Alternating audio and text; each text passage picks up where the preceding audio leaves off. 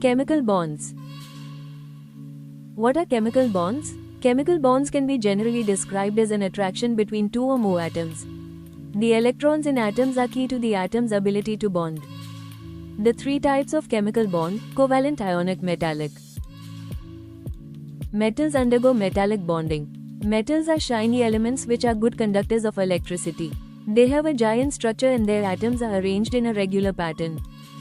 Metals can be found on the left-hand side, groups 1 and 2, and in the middle, transition metals, of the periodic table. Metallic bonding. The electrons from the outer shell of metal atoms become delocalized. They are free to move. The strong electrostatic attraction between the positive ions and negative delocalized electrons results in strong metallic bonds. Non-metals undergo covalent bonding. Non-metals form strong covalent bonds with other non-metal atoms. Whilst covalent bonds are strong, the resultant simple molecules have low melting and boiling points due to weak intermolecular forces between molecules. Non-metals can be found in the earlier periods in groups 4 to 7.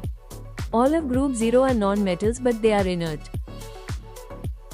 Covalent bonding. A covalent bond is formed when two atoms share a pair of electrons. Usually each atom contributes one electron from their outer shell, but some atoms can react to make multiple covalent bonds. Sharing the electrons provides each atom in the covalent bond with the desirable full outer shell of electrons. Giant covalent. Giant covalent structures contain many atoms covalently bonded in a regular arrangement. This is known as a lattice. The image shows graphite, which is an allotrope of carbon. Graphite is soft because layers of carbon can slide over each other.